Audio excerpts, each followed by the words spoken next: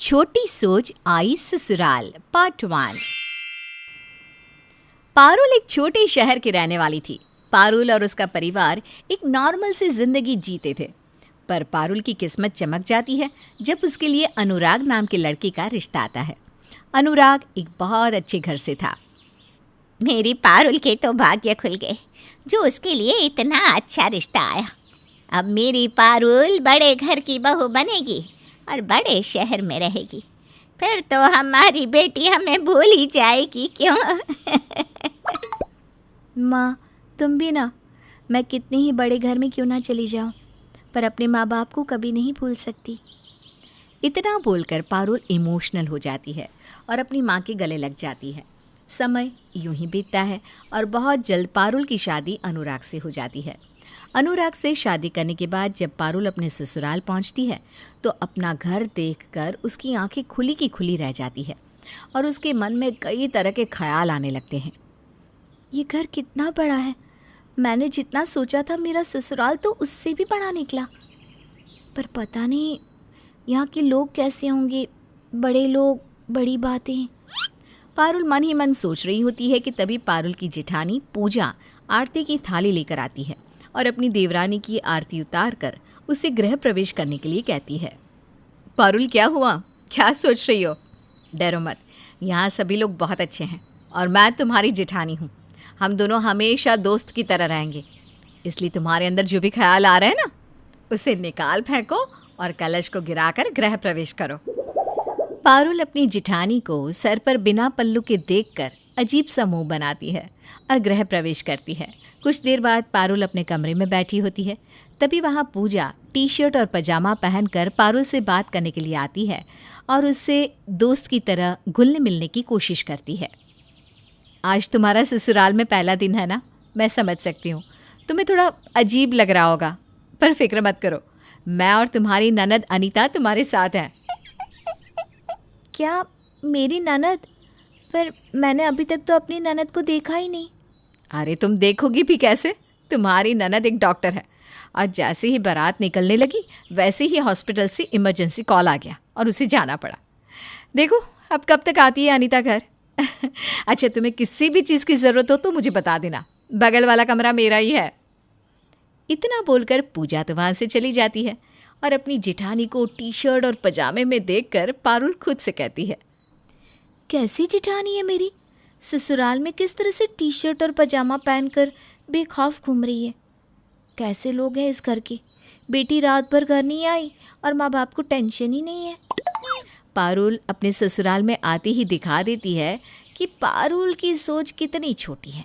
पर क्योंकि अभी पारुल अपने ससुराल वालों के लिए नई थी, इसलिए वो कुछ नहीं कहती और घर के लोगों को देखकर अंदर ही अंदर अपना गुस्सा दबा कर रखती है। पर समय के साथ धीरे धीरे पारुल की छोटी सोच उसके ससुराल वालों के सामने आने लगती है। ऐसे ही एक दिन जब पारुल की ननद अपने दोस्तों के साथ छोटे कपड़े पहनकर बाहर घूमने के लिए निकलती है। माँ, भाभी, मैं बाहर जा रही हूँ, रात में लेट से घर आऊँगी। आराम से जाना बेटा। माँ जी, आप अनीता को ऐसे कैसे अकेले घर से बाहर जाने दे सकते हो? वो भी तब जब उनके दोस्तों में कुछ लड़के भी हैं। अरे बहू, तो उसके दोस्तों की चिंता मत कर, वो सारे ही बहुत अच्छे हैं और डॉक्टर है। मेरी बेटी को कभी कभी तो हॉस्पिटल से छुट्टी मिलती है। अगर इसमें वो अपने दोस्तों के साथ कहीं घूमने जा रही है तो इसमें क्या खराबी है? माँ जी, बुरा मत मानना, बेटियों को इतनी छूट देना सही नहीं है। कहीं ऐसा ना हो कि बेटी हाथ से निकल जाए। इतना बोलकर पारुल रसोई में काम करने के लिए चली जाती है। पर क्योंकि पारुल की सास खुले विचार की औरत थी, इसलिए वो पारुल की बातों को नज़रअंदाज कर देती है। अब इसी तरह एक दिन इमरजेंसी केस आ जाने की वजह से अनीता रात को घर नहीं आ पाती, जिस पर पारुल अपने घर वालों से कहती है, माँ जी 8 बज गए, अब तक अनीता घर नहीं आई। आपको फिक्र नहीं हो रही है क्या? पारुल, तुम सबकी कितनी फिक्र करती हो, पर अनीता कोई छोटी बच्ची नहीं है, डॉक्टर है और वो अक्सर लेट ही आती है। कभी कभी तो हॉस्पिटल में इतने केसेस आ जाते हैं कि बेचारी को 2-2, 3-3 दिन तक वहीं रुकना पड़ जाता है, वो घर ही नहीं आ पाती। अच्छा, ऐसा है तो आपको दीदी पर लगाम रखनी चाहिए। अरे उनकी उम्र हो चली है, उन्हें अपने घर परिवार के बारे में सोचना चाहिए और 7 बजे ही घर आ जाना चाहिए। मेरे माँ बाप ने तो मुझे इतनी छूट कभी नहीं दी। पारुल की ऐसी बातें सुनकर पूजा और पारुल की सास को बहुत बुरा लगता है, पर वो दोनों कुछ नहीं कहते और वहाँ से चले जाते हैं। पर समय के साथ पारुल की बातें घर वालों को सुई की तरह चुभने लगती है। अब पारुल जब भी मुंह खोलती कुछ न कुछ बुरा ही बोलती। पारुल हर छोटी छोटी चीज़ का बतंगड़ बनाती।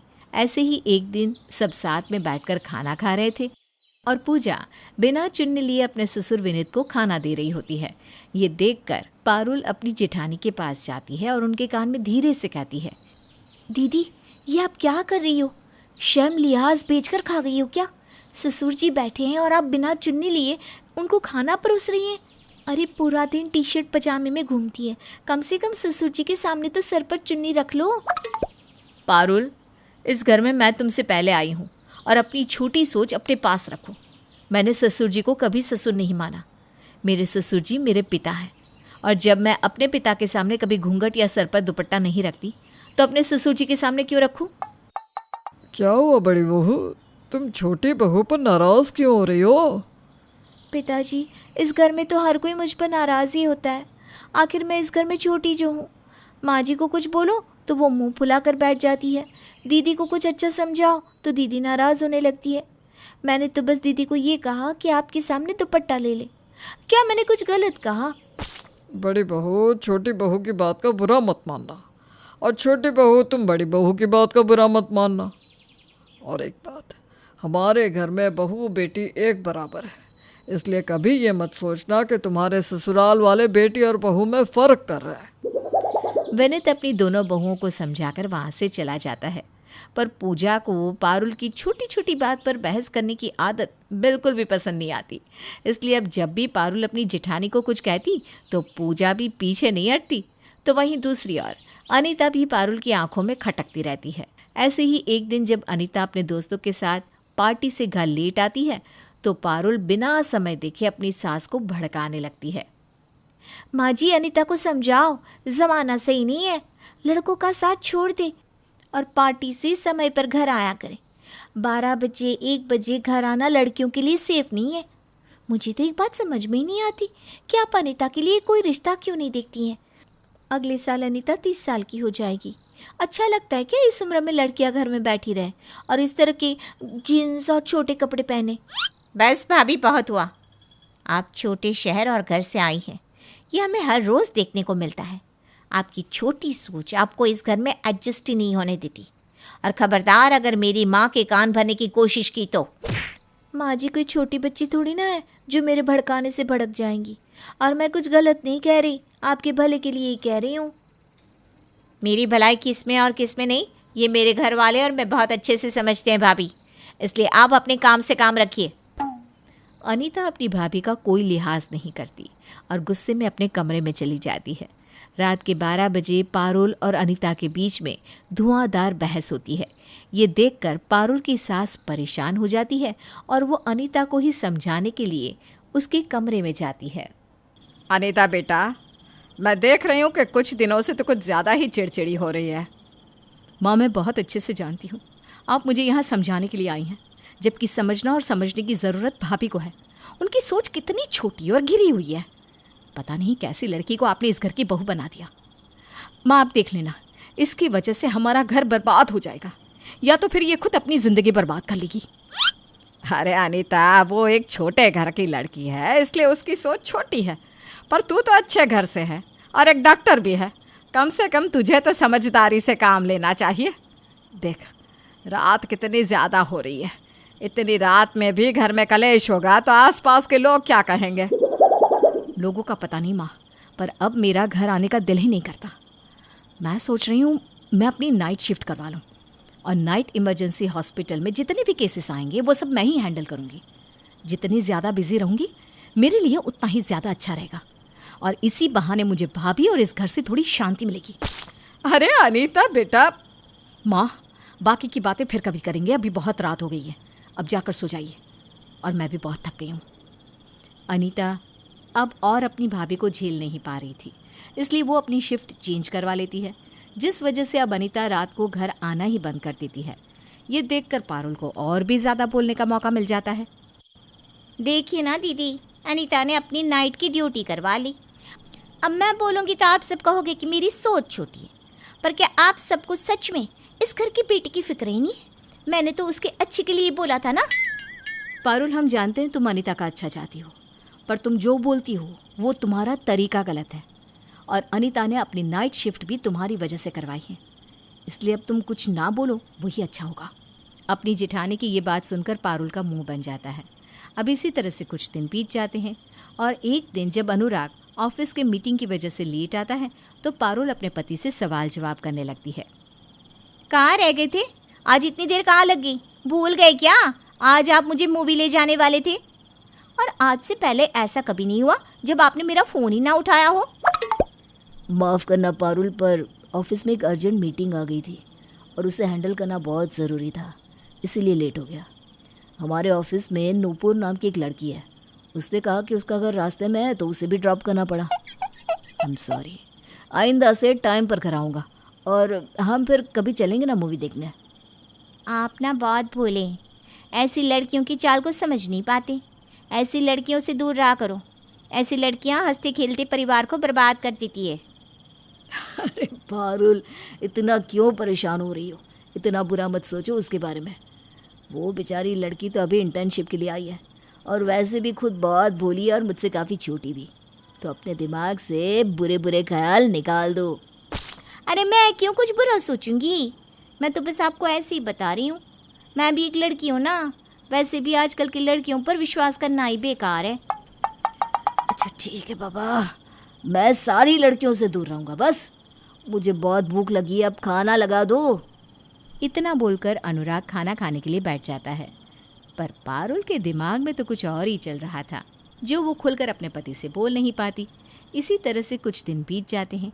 ऐसे ही एक दिन पारुल अपने दोस्त से मिलने के लिए एक रेस्टोरेंट जाती है, जहां वो अनुराग को रेस्टोरेंट में कुछ लड़कियों के साथ देख लेती है। अनुराग यहाँ रेस्टोरेंट में, वो भी इस समय इतनी सारी लड़कियों के साथ? कितना मज़ा आ रहा है इन्हें इन लड़कियों के बीच बैठकर। कैसे हंस रहे हैं। इन्हें तो घर जाकर बताती हूँ मैं। पारुल अनुराग को रेस्टोरेंट में देखकर गुस्से में वहाँ से निकल जाती है। अनुराग भी पारुल को रेस्टोरेंट से गुस्से में जाते हुए देख लेता है और वो समझ जाता है कि अब पारुल के दिमाग में शक का बीज पैदा हो चुका है। इसलिए बिना कोई देरी करे अनुराग घर आता है, जहाँ पारुल अनुराग के ऊपर बरस पड़ती है। आप मुझे धोखा दे रहे हैं। क्या कर रहे थे आप उन लड़कियों के साथ? मुझे अपने सवालों का जवाब चाहिए। सच सच बताना, उनमें से कौन लड़की है जिसके साथ आपका चक्कर चल रहा है? अरे पारुल, मेरी बात तो सुनो। ऐसा कुछ भी नहीं है जैसा तुम समझ रही हो। वो बस ऑफिस की तरफ से लंच था। माना मैंने कभी नौकरी नहीं की, पर इसका मतलब ये नहीं कि मैं कुछ नहीं जानती। और आपके ऑफिस में क्या आप अकेले लड़के हैं? आपके ऑफिस वाले तो बड़े खुले मिजाज के, अपने स्टाफ को लंच करवाते हैं और आपको लड़की के पीछे बैठकर बड़ा मजा आ रहा था। इस तरह हंस के तो आपने मुझसे कभी बात नहीं की। सच सच बताओ, उन लड़कियों में से आपका किसके साथ चक्कर चल रहा है? अरे यार पारुल, मैं तुम्हें कैसे समझाऊं? मेरा किसी के साथ कोई चक्कर नहीं चल रहा। मेरी बात पर विश्वास करो। अरे तुम खुद सोचो, अगर ऐसा कुछ होता तो मैं क्या भागता हुआ नौकरी छोड़कर यहाँ तुम्हारे पास आता? मैं कभी तुमसे कुछ नहीं छुपाता। थोड़ा तो विश्वास रखो मुझ पर। अनुराग के समझाने पर पारुल उसकी बात मान तो जाती है, पर उस पर कड़ी नज़र रखने लगती। अब अनुराग का फ़ोन जब भी बजता तो सबसे पहले पारुल फ़ोन चेक करती। धीरे धीरे पारुल का शौक अनुराग के लिए बढ़ता जाता है और एक दिन अनुराग के ऑफिस की एक लड़की सिर्फ मजाक मजाक में उसे आई लव यू का मैसेज सेंड करती है और ये मैसेज पारुल देख लेती है। अब आप क्या कहेंगे अनुराग जी? आज तो मैंने आपकी काली करतूत को रंगे हाथ पकड़ लिया है। अरे क्या हुआ बहू, तू अनुराग पर इतना भड़क क्यों रही है बेटा? तुम दोनों के बीच सब ठीक तो है ना? ये शोर कैसा? इस घर में ऐसा क्या हो गया जो पारुल ने बवाल मचा दिया? हाँ, इस घर में शोर और बवाल तो सिर्फ पारुल ही मचाती है। भैया आप सब तो अच्छे घर से हैं, आपकी सोच भी अच्छी है। मैं छोटे घर से आई हूँ ना, इसलिए मेरी सोच छोटी है। पर जब आप लोगों को पता चलेगा कि कैसे अनुराग जी मुझे धोखा दे रहे हैं, मुझे चीट कर रहे हैं, तब आपको पता चलेगा कि सोच चाहे छोटे घर की हो या बड़े घर की, चोट दिल को पहुँचती है। पारुल, मैं सच कह रहा हूँ, मेरा किसी के साथ कोई अफेयर नहीं चल रहा। नूपुर की बस आदत है मजाक करने की। ज़रूर उसने मज़े लेने के लिए ये मैसेज किया होगा, या फिर गलती से भेज दिया होगा। अगर तुम्हें यकीन नहीं है तो मैं तुम्हारी नूपुर से बात करवा देता हूँ। वो ऐसी लड़की नहीं है और ना ही मैं कभी ऐसा काम कर सकता हूँ। मुझे किसी पर विश्वास नहीं है, और वैसे भी इस घर के लोग मुझसे परेशान हो चुके हैं, क्योंकि मेरी छोटी सोच है ना। दीदी ने तो मुझसे बात करना ही बंद कर दिया है। मेरी वजह से अनीता ने अपनी नाइट शिफ्ट करवा ली, और आप तो कहीं और ही चक्कर चलाने लगे। जहाँ मेरी कद्र नहीं, उस घर में मैं अब और रह नहीं सकती।